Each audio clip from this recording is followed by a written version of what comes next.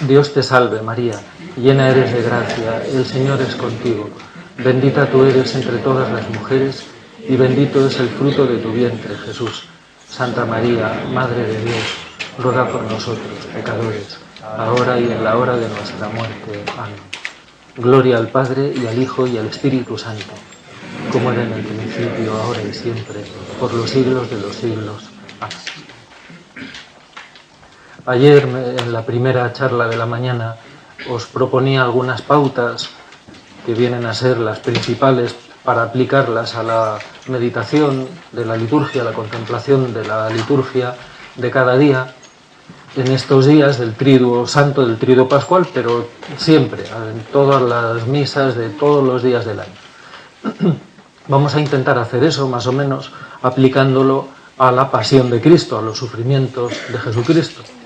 Decíamos que lo primero que hay que hacer es fijarnos cómo aparece Jesucristo, y cómo aparece quiere decir primero qué hace o qué dice, segundo cómo lo está viviendo por dentro, con qué actitudes, y tercero por qué nos manifiesta de su personalidad, de su relación con el Padre, de su amor a nosotros. Pues esto es lo que aplicamos a la cruz, a los sufrimientos de Cristo. Nos preguntamos entonces, en primer lugar, ¿qué hace? ¿Qué hace Jesucristo? Pues, sufrir, ¿no? Padecer. La pasión es lo opuesto a la acción. Hacemos algo o padecemos algo. Hacemos cuando actuamos nosotros sobre algo, sobre alguien. Padecemos cuando recibimos la acción de otro o de otra cosa sobre nosotros. Y cuando esa acción nos provoca, nos produce sufrimiento, pues lo llamamos más particularmente pasión.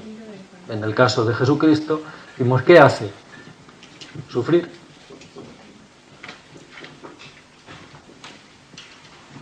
Pero tenemos que preguntarnos, tenemos que contemplar cuáles son esos sufrimientos. Porque la tentación nuestra es pensar que Jesucristo sufre lo que sufrimos nosotros, que lo que nos hace sufrir a nosotros le hace sufrir a Él. Por ejemplo, a nosotros nos hace sufrir, nos puede hacer sufrir una contrariedad. Habíamos planeado una cosa para el fin de semana, si hacía buen tiempo, parecía que iba a hacer buen tiempo, teníamos pensado ir al campo, resulta que llueve. Eso nos contraría, nos fastidia, nos hace sufrir. ¿A Jesucristo le hace sufrir un cambio de planes? Bueno, pues en primer lugar, por lo que nos cuenta el Evangelio, ¿no? Os cuento una escena. Jesucristo ha enviado a los apóstoles de dos en dos a anunciar la buena noticia, a anunciar el Evangelio, a curar enfermos. Vuelven después de unos cuantos días y Jesucristo les dice, venid conmigo vosotros solos, nos vamos a retirar a un sitio tranquilo y apartado y me contáis sin prisas. Porque, dice el Evangelio, eran tantos los que acudían a Él que no les dejaba tiempo ni para comer, no les dejaban tiempo ni para comer. Bueno, pues resulta que se suben a una barca, conocen un sitio que está por allí medio escondido y Jesucristo está deseando que los apóstoles le cuenten lo que han hecho. Pero la gente les ve que se montan en la barca, calculan, les van siguiendo a lo lejos y cuando los apóstoles y Jesucristo desembarcan en la orilla, hay un montón de gente ya que les está esperando de nuevo. ¿Y qué nos dice el Evangelio? Que Jesucristo no dijo a los apóstoles, vaya por Dios, nos han vuelto a pillar, maldita sea, damos media vuelta, nos buscamos otro sitio y vosotros remad deprisa y les hacemos así a la gente. Pues no parece que le contraríe mucho, que le fastidie. ¿Qué nos dice el Evangelio? Que viendo a la multitud que le esperaba, sintió lástima de ellos y se puso a enseñarles con calma, sin prisas, sin fastidio, sin contrariedad, sin dolor. Se puso a enseñarles con calma. Pero es que además, propiamente a Jesucristo no se le cambian los planes. Él ya sabía lo que iba a suceder. Porque como nos ha recordado 3 veces el Evangelio de ayer, y nos lo va a recordar de nuevo el Evangelio de hoy. Jesús ya sabía quién lo iba a entregar, Jesús ya sabía lo que le iba a pasar. El Evangelio de hoy nos va a decir, y Jesús, sabiendo todo lo que se le venía encima, se adelantó a los que le buscaban y dijo, yo soy. ¿A quién buscáis? A Jesús el Nazareno, yo soy. Bueno, a nosotros nos hace sufrir un insulto. Si a alguien se le ocurre decirnos que pareces un poquito, pero solo una parte de tonto, bueno, pues nos sienta a cuerno quemado. Nos enfadamos, nos molestamos, nos humilla, nos cogemos un rebote. A Jesucristo le están insultando continuamente, a lo largo de toda su vida. Dicen que está loco, que está endemoniado, que es un pecador, que es un blasfemo, que es un maldito, que es un malhechor. Esos insultos se intensifican sobre él en esto que llamamos la pasión, el Viernes Santo. Jesucristo se molesta, Jesucristo está diciendo, a mí no me llames eso, no se te ocurra que te parto la cara, tú no sabes quién soy yo. No parece que a Jesucristo la humillación le haga sufrir mucho. Entonces lo primero que tenemos que hacer es no pensar que Jesucristo sufre por lo mismo que sufrimos nosotros y de la misma manera que sufrimos nosotros. Porque nosotros somos, primero, somos criaturas y Él es Dios. Igual que no hace sufrir lo mismo a una hormiga que a un hombre, no hace sufrir lo mismo a un hombre que a Dios. Y segundo, nosotros somos pecadores y los pecadores sufrimos por muchas cosas por las que no deberíamos sufrir.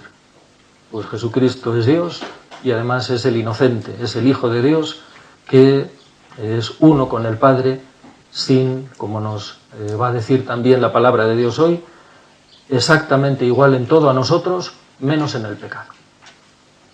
Por lo tanto, tenemos que mirar, tenemos que contemplar con fe, pidiendo que Dios nos ilumine el misterio del sufrimiento de su Hijo. ¿Qué sufre Cristo? ¿Qué sufrimientos, qué dolores experimenta? Vamos a ir de menos a más. En primer lugar, Jesucristo sufre multitud de sufrimientos, de dolores físicos, corporales, porque tiene un cuerpo como el nuestro, se ha hecho hombre, verdadero hombre, tan verdadero hombre como es verdadero Dios, una verdadera naturaleza humana con un cuerpo como el nuestro. Y Jesucristo sufre a lo largo de toda su vida un montón de padecimientos físicos que se intensifican, como comentaba a propósito de la humillación, se intensifican al final, en este padecimiento atroz, en esta tortura atroz que es la crucifixión y lo que la rodea. Luego aludimos un poquito a eso. Pero pensad, por ejemplo, Jesucristo nace, se encarna, se hace hombre y nace en una tierra pobre de hace pues más de 20 siglos. Nosotros ahora mismo, si hace frío, tenemos ventanas de doble cristal, tenemos puertas gruesas, tenemos casas de piedra, de ladrillo, tenemos calefacción, tenemos agua corriente, tenemos luz, atardece, anochece, pues tenemos luz. Podemos seguir viviendo, podemos seguir haciendo muchas cosas porque tenemos luz, casa, calefacción. Para ir de un sitio a otro, pues para movernos por Toledo cogemos un coche. Para ir de Toledo a Madrid cogemos un coche o cogemos un tren, bueno, lo cogemos, nos coge él a nosotros, ¿no? Pero Jesucristo no. Jesucristo pasó frío, hambre, calor. Nosotros llega el verano, pues o ponemos el aire acondicionado, o ponemos un ventilador, o cogemos un abanico, o movemos la cabeza, ¿no? Cogemos el abanico y movemos la cabeza, bueno, para que no se rompa el abanico. Bueno, tenemos un montón de maneras de pasar fresquito durante el verano, cuando hace calor. Jesucristo no. Jesucristo ha padecido eso, el calor del verano, el frío del invierno, el cansancio, la suciedad. Fijaos, por ejemplo, la comodidad que significa tener agua corriente, que estamos tan acostumbrados y la tiene una pequeña parte de la humanidad, por desgracia. Que nos hemos ensuciado, pues vamos a la ducha, vamos al lavabo, tenemos agua corriente a nuestra disposición. Allí no, a mí cuando cuentan los sacerdotes mayores que ellos en el seminario no tenían agua corriente, que tenían que por las noches coger una palangana de agua en el lavabo que estaba en otro lado, llevarla a la habitación, y en invierno por las mañanas cuando iban a lavarse el agua estaba helada, tenían que romper la capa de hielo del agua para poder lavarse. Eso a nosotros ahora mismo nos parecería un sufrimiento pues casi insoportable. Hoy, una palangana de agua en invierno, agua fría, tener que romper el hielo, pues haríamos así, meteríamos 2 dedos, así, ya, suficiente, ya no quiero más. Bueno, pues un montón de sufrimientos físicos que Jesucristo ha querido padecer, porque luego iremos a cómo los ha padecido Él. Pero que Él ha llevado una vida incomparablemente más molesta que la nuestra, con un montón de sufrimientos que nosotros no conocemos y que no conoceremos nunca, probablemente. Y Jesucristo ha querido padecerlos durante toda su vida. Pero estos sufrimientos físicos se intensifican en la cruz y en lo que la rodea. Los evangelios simplemente nos enuncian. Lo llevaron y lo crucificaron. Lo llevaron allí y lo crucificaron. Lo azotaron, le hicieron cargar con la cruz, subieron al monte y lo crucificaron. No nos da detalles porque en aquel tiempo no hacía falta dar detalles, ¿no? Es como si nosotros ahora escribimos una carta a alguien y le decimos pues he ido a la estación de tren, no damos ninguna explicación, pero suponed que pasan los siglos, desaparecen los trenes, desaparecen las estaciones de trenes, alguien se encuentra en nuestra carta, fue a la estación de tren, ¿qué sería eso? Hace falta que alguien le explique. Pues mira, una estación de tren era un sitio donde había vías que consistían en esto, en unos raíles pues largos que conducían de un sitio a otro, por encima de ellos iban unos vehículos. Bueno, tendríamos que dar muchísimas explicaciones, porque él no tendría ni idea de lo que es una estación de un tren. Lo mismo pasa con eso. Cuando los evangelistas escriben los evangelios y cuentan, lo llevaron y lo crucificaron, no tenían que dar explicaciones, ya todo el mundo sabía en qué consistía eso. Pero nosotros no. Nosotros no sabemos qué es azotar a alguien como lo azotaban los romanos. Nosotros no sabemos qué es crucificar a alguien. Bueno, estas torturas de la cruz es necesario que las imaginemos. No que las imaginemos, decía muchas veces don José Rivera, no para que pensemos lo que no fue, echándole imaginación, sino para que nos hagamos real lo que fue. Necesitamos imaginar. Además, la mayoría de las representaciones son también muy superficiales. Un crucifijo, cualquier crucifijo, no representa ni de lejos lo que sucedió en realidad. Un crucifijo suele ser cualquier pintura, cualquier escultura, algunas un poquito más realistas, pero suele ser un señor dormido allí tranquilamente, clavado en una cruz, y no fue así ni mucho menos. Dicen que la película de La Pasión de Mel Gibson, siendo muy cruda, representa todavía pues no es ni mucho menos aún la totalidad de lo que Jesucristo padeció. La flagelación era tan cruel por parte de los romanos que algunos reos morían en la flagelación. Y no era, no sé si alguno habéis visto la película de Cecirelli, Jesús de Nazaret, o Jesucristo Superstar. Eso, los que sois mayores lo habréis visto, yo de oídas. Pues nada, eso ni es flagelación ni es nada. Eso es pues que cogen una cuerdecita y le dan en la espalda como niño, no hagas esto. La crucifixión era otra cosa, o sea, la flagelación era otra cosa bien distinta. La película de La Pasión se aproxima un poco más. Los látigos que usaban los romanos eran mangos, empuñaduras, con varias tiras de cuero que terminaban o bien en bolas de plomo, a veces en bolas dobles o simples, bolas de plomo, trozos de hueso o garfios o cuchillas. Cuchillas, garfios, bolas de plomo. Bueno, con eso era con lo que azotaban.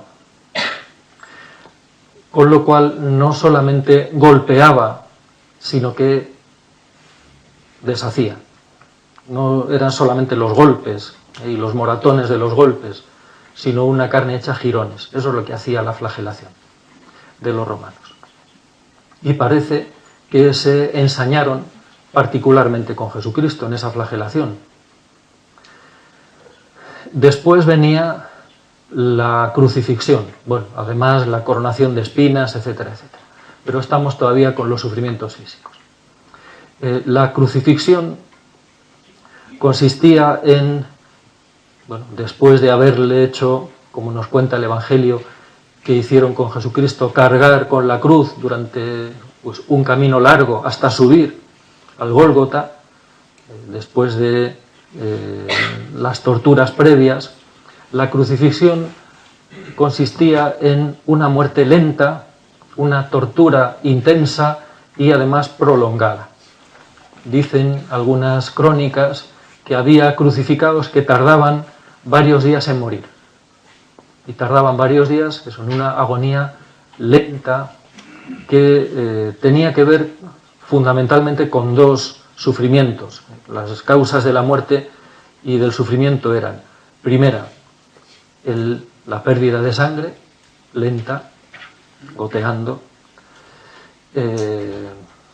y la asfixia. Y dicen que Jesucristo muere por bueno, yo no sabría decir la palabra técnica, pero como una especie de colapso cardiopulmonar. Se le estalla el corazón, diríamos. Algunos reos, incluso algunos crucificados, morían porque les dejaban en la cruz. También ayudaban a que murieran las alimañas, las aves de rapiña. Algunos no les levantaban demasiado la cruz, entonces pues venían los perros y les empezaban a comer los pies.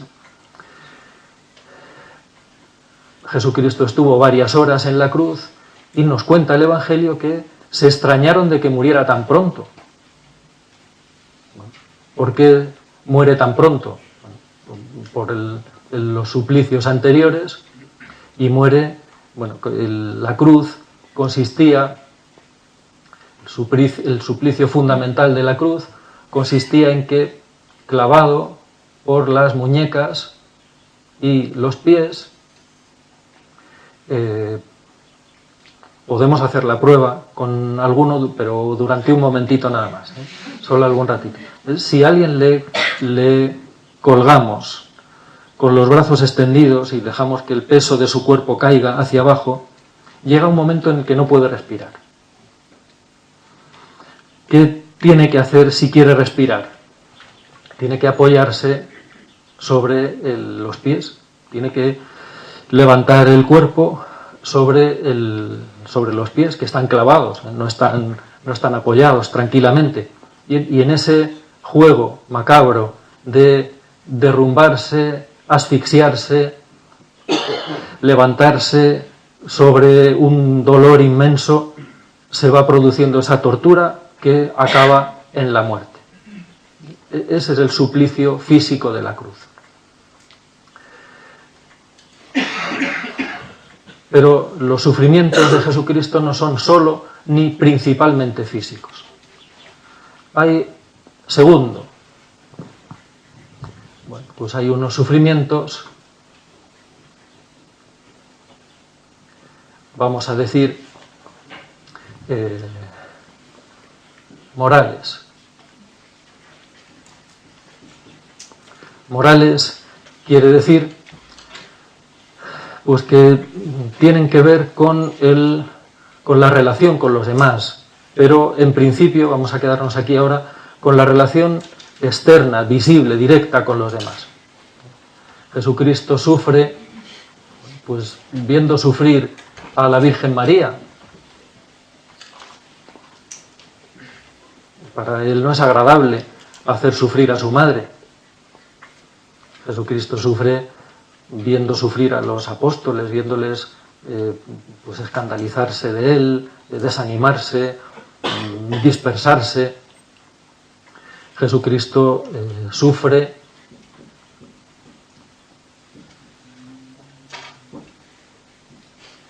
pues por amor a Judas. Jesucristo sabe desde el principio quién le va a traicionar. Bueno, pues para Jesucristo eso es un sufrimiento real. Pero en este nivel, de los sufrimientos morales, la razón por la que Jesucristo sufre, vamos combinando un poquito, no es el daño que le hacen a él. Por ejemplo, es que Judas me va a traicionar, pobre de mí, pobrecito de mí, que Judas me va a traicionar. Es que los apóstoles me van a dejar solo. Aquí podemos añadir incluso, ¿veis? La humillación. Jesucristo es humillado, es rechazado, pero Jesucristo no sufre por él, ¿veis? Por el daño que le hacen a él. Es que me están humillando, es que me están insultando, esto yo no me lo merezco, esto no se hace, esto pobre de mí. Esa no es la razón por la que estas cosas le hacen sufrir a Jesucristo. Y ahí, en el modo que él tiene de vivir esto, nos revela también quién es él. Pero luego iremos a eso. Pero Jesucristo tiene otros sufrimientos que son los más profundos y son los más intensos. Los vamos a llamar sufrimientos espirituales.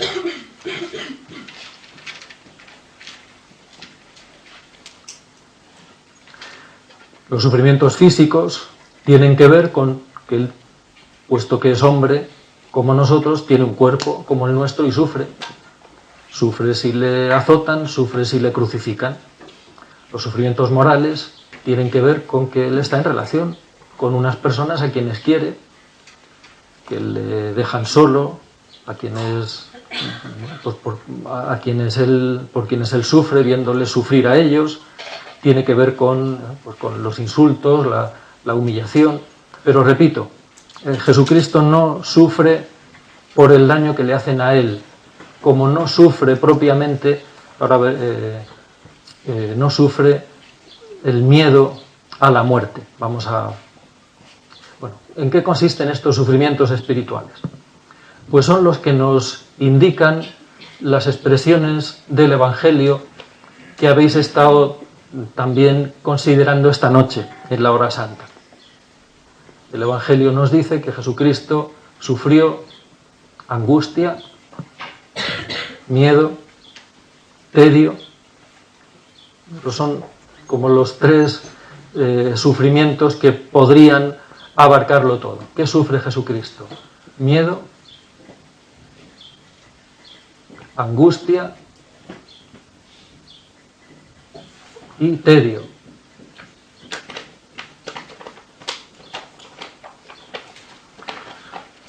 Primero, el miedo. Yo creo que a veces pensamos que Jesucristo sufre el miedo a morir, que me van a matar y yo no quiero morir. E interpretamos así, a veces, yo creo, también la oración de Jesucristo en el huerto. Padre, si es posible que pase de mí este cáliz, por favor que no me maten, que yo no quiero morir, soy muy joven todavía, total 33 años, nada más, estoy en la flor de la vida, anda que no me queda futuro por delante, querría ir a la universidad, y no voy a poder porque me van a matar. Por favor, Padre, que no me pase esto. Pensar así es ridículo, sería ridículo. A Jesucristo no le asusta la muerte. ¿Por qué? Pues hombre, ¿cómo le va a asustar la muerte a Dios? ¿Cómo le va a asustar la muerte al que es uno con el Padre? ¿Cómo le va a asustar la muerte al que es la vida? Nadie me quita la vida, yo la doy voluntariamente. A Jesucristo no le asusta la muerte. A nosotros nos asusta la muerte, bueno, pues en la medida en que no tengamos fe, en que nuestra fe todavía sea débil, la muerte nos asusta. En la medida en que no nos fiemos de Jesucristo, la muerte nos asusta, pero a Jesucristo no le asusta la muerte. A Jesucristo tampoco le asusta el sufrimiento. Ay, la que se me viene encima, verás, que yo no quiero sufrir, que no, por Dios, que sufran otros, que a Jesucristo tampoco le asusta el sufrimiento, pero si ha venido para eso, si lo dice Él, pero si he venido para dar la vida, si he venido para entregar la vida en rescate por todos. ¿De dónde le viene el miedo? Y es un miedo intensísimo. Los evangelios hablan de un pavor, empezó a sentir pavor y angustia. El pavor es un miedo que se apodera de uno, es un miedo intenso, vehemente. ¿De dónde le viene a Jesucristo ese miedo? Bueno, pues tenemos que decir algo que hay que aplicar a todo, también a los sufrimientos físicos. Es voluntario. Jesucristo sufre miedo porque quiere. Si sintió miedo a la muerte fue porque quiso, por compartir nuestro miedo, pero no porque a Él le correspondiera sentir miedo de la muerte. Si Él sabe que va a resucitar, si Él sabe que es inmortal, Él sabe que es Dios. El miedo es voluntario. Pero ¿de dónde viene ese miedo? ¿Cuál es la fuente de ese miedo? Pues vamos a ver,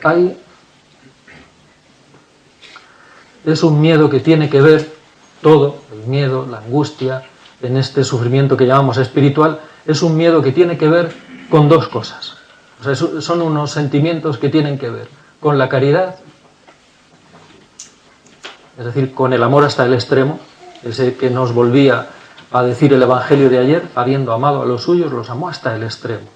Y es un miedo son unos sentimientos que tienen que ver con el pecado. Entonces, ¿de dónde le viene el miedo a Jesucristo? ¿Qué significa ese miedo? Si no es el miedo a la muerte, si no es el miedo al dolor, me van a hacer pupa, pues primero tiene que ver con la caridad, lo mismo que la angustia y el tedio. Ahora vamos. Es un miedo que tiene que ver con... Vamos a ver, yo lo formularía de esta manera. Jesucristo ha querido sentir miedo de perdernos. Jesucristo ha querido sentir el miedo de perdernos para siempre. Porque eso sí que es temible para Él. A Él no le asusta su muerte temporal, pero sí que le asusta nuestra muerte eterna. Eso sí que le asusta. ¿Y si no los volviera a ver en la vida? ¿Y si estos por quienes muero se perdieran para siempre? ¿Y si no estuviéramos juntos eternamente? ¿Y si los perdiera? ¿Y si se separaran de mí? Pues claro que Jesucristo ha querido sentir ese miedo. Repito, Él no siente miedo por Él, no siente miedo por el daño que le van a hacer a Él, siente miedo por nosotros. Y, en segundo lugar, asume, comparte el miedo que sentimos los pecadores. El miedo que nosotros tenemos a la muerte, el miedo que nosotros tenemos al sufrimiento, el miedo que nosotros tenemos a la humillación, al fracaso, Él lo ha querido compartir. Es un sufrimiento es un miedo que no le corresponde a Él. Él no puede tener miedo. Es un miedo que tiene que ver con su caridad y con su comunión con los pecadores.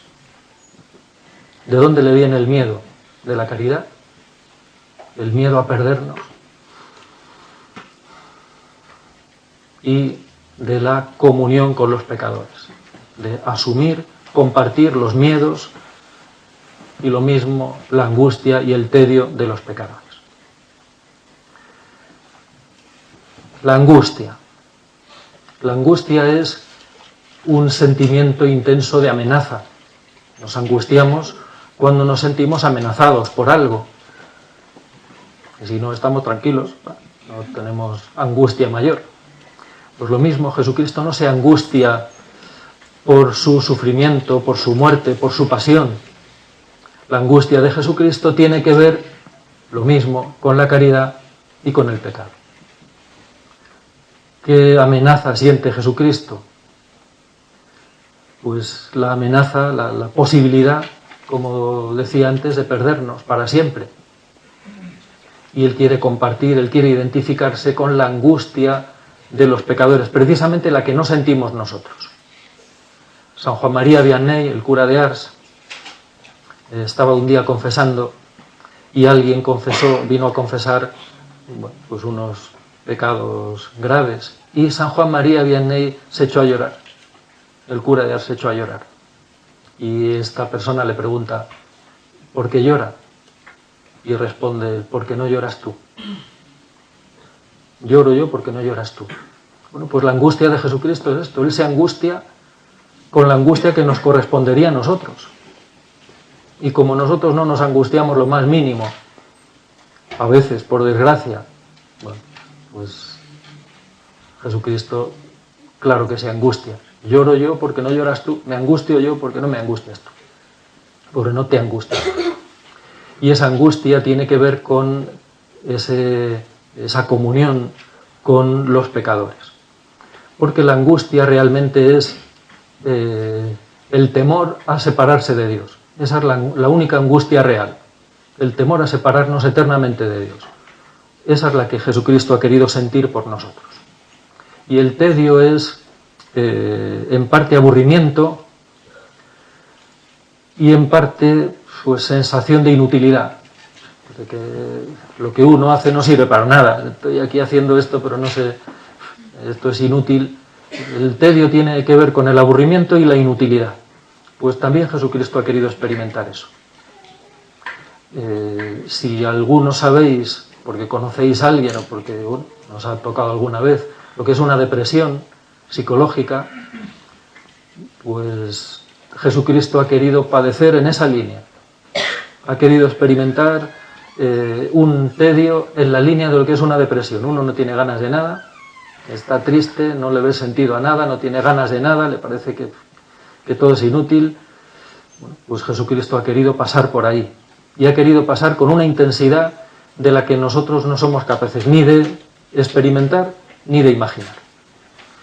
Me detengo un poquito en ese sentimiento de inutilidad, que es voluntario. Jesucristo ha querido sentirlo, pero podríamos preguntarnos, pero Él no sabe que va a resucitar, y Él no sabe que su sacrificio va a redimir al mundo y va a dar frutos. Pues sí que lo sabe, claro que lo sabe, pero voluntariamente quiere ocultárselo a sí mismo. Él va a entregar la vida y esa entrega de la vida va a ser fructuosa. Bueno, pues Él decide voluntariamente apartar de su propia conciencia, apartar de su propia mirada la utilidad, el fruto, el provecho. Yo le escuché alguna vez a don José Rivera este ejemplo y luego lo entendí. Lo entendí mejor cuando me tocó a mí pasar por la misma experiencia. Él decía, cuando murió mi madre, decía él, y como decía, pues luego yo lo entendí mejor, cuando murió la mía, pues le decía, la muerte de mi madre tiene dos aspectos, tenía dos aspectos. Uno, que es mi madre, a quien estoy muy unido, que me ha criado y que la veo que se apaga, que sufre y que se muere y que ya no la veo más. Pero hay otro aspecto, que se va al cielo, que ha triunfado ya eternamente, para siempre, que va a ser glorificada, que está más unida a mí que nunca. Si, decía don José, si yo me fijo solo en el primero, si digo, hay que ver, es que mi madre, pobrecita, me angustio. Si me acuerdo del segundo, lo vivo con paz y hasta con gozo. Bueno, ¿qué ha hecho Jesucristo? Pues quedarse solo con una parte. Pensar, fijar su atención, su conciencia solo en una parte. Voy a morir, voy a dar la vida, nadie me va a hacer caso, los discípulos me van a abandonar, el mundo se va a reír de mí. Ha querido quedarse solamente con esa parte. Un sentimiento de inutilidad profundo, intenso, voluntario. Yo creo que habrá tal vez pocas cosas tan dolorosas para una persona humana como pensar que está haciendo algo importante que no va a servir para nada. Bueno, que hagamos una tontería, digamos, esto no va a servir para nada, pues tampoco nos va a hacer sufrir cosa mayor. pero pensar, voy a dar la vida, voy a sufrir y a morir, y no va a servir para nada, pues eso sí que tiene que producir una sensación de tedio, de angustia, de sinsentido, de inutilidad tremenda. Pues eso es lo que ha querido padecer el Hijo de Dios. Y lo ha querido padecer voluntariamente, no tenía por qué padecerlo. Podía haberse ahorrado a sí mismo esos sufrimientos. Eso le van a decir al pie de la cruz. A otros salvó, sálvate a ti mismo y creeremos en ti. Pues ahí está, que pudiendo salvarse a sí mismo, como salvó a otros, no ha querido salvarse a sí mismo. No ha querido ahorrarse a sí mismo ninguno de estos sufrimientos físicos, morales y espirituales. ¿Qué sufre? Pues esto y más. Porque aquí las palabras se quedan siempre cortísimas. Dicen, por ahí deben ir los tiros, por ahí va el misterio, pero ni lo podemos definir, ni lo podemos explicar, ni lo podemos comprender. Pero sí le pedimos al Espíritu Santo que nos conceda entenderlo, que nos lo ilumine, que nos conceda entenderlo. Porque para acercarnos al sufrimiento de Cristo no son suficientes las palabras, las explicaciones, la experiencia personal, sino únicamente la luz y la acción del Espíritu Santo. ¿Qué sufre Jesucristo? Pues esto. Y necesitamos contemplarlo. Segundo, ¿cómo lo sufre? ¿Con qué actitudes lo sufre?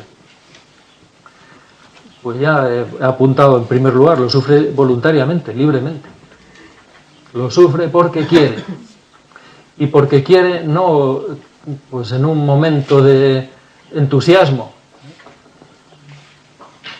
Pues cuentan, bueno, lo contaba él, también el cura de Ars, San Juan María Vianney, cuando él llega a la parroquia, le envían a una pequeña parroquia de Francia, Ars. Cuando llega a esta parroquia, lo primero que hace es entrar en la iglesia, que estaba bastante abandonadilla, se pone de rodillas delante del sagrario, delante de Jesucristo, y le dice, Señor, haz conmigo lo que quieras, pero que mi pueblo se convierta. Haz conmigo lo que quieras, mándame la cruz que quieras, pero que mi pueblo se convierta. Y un tiempo después dice San Juan María Vianney, si llego a saber los sufrimientos que me venían, me había ido.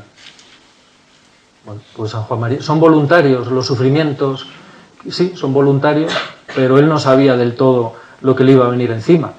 En un momento de verdad, de caridad, pues si no, Dios no le hubiera hecho caso. En un momento de caridad real, San Juan María Vianney dice, yo estoy dispuesto a sufrir por mi pueblo, lo que sea, pero no es totalmente voluntario, porque él no sabe exactamente lo que va a sufrir. Jesucristo sí. Los sufrimientos de Jesucristo son plenamente libres porque son plenamente conscientes. Y por eso pueden ser plenamente voluntarios. El Evangelio de hoy, os repito, nos lo va a recordar. Sabiendo Jesús todo lo que se le venía. Sabiendo todo. Y esto lo ha sabido desde siempre.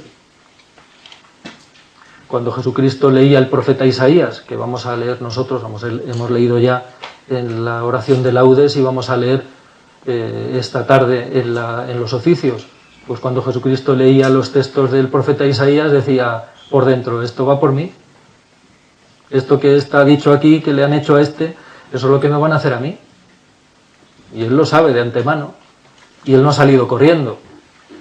Pues ¿cómo sufre Jesucristo? Libremente, voluntariamente, conscientemente.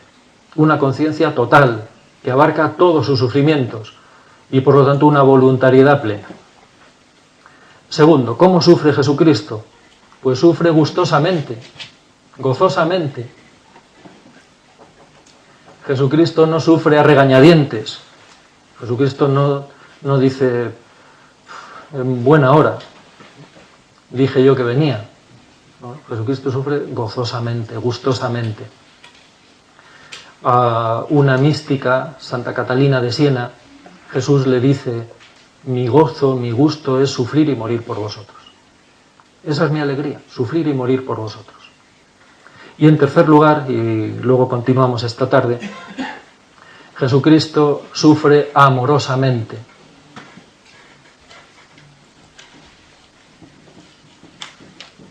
Vamos a quedarnos aquí y ya seguimos esta tarde. Sufre libremente, sufre gozosamente, gustosamente y sufre amorosamente.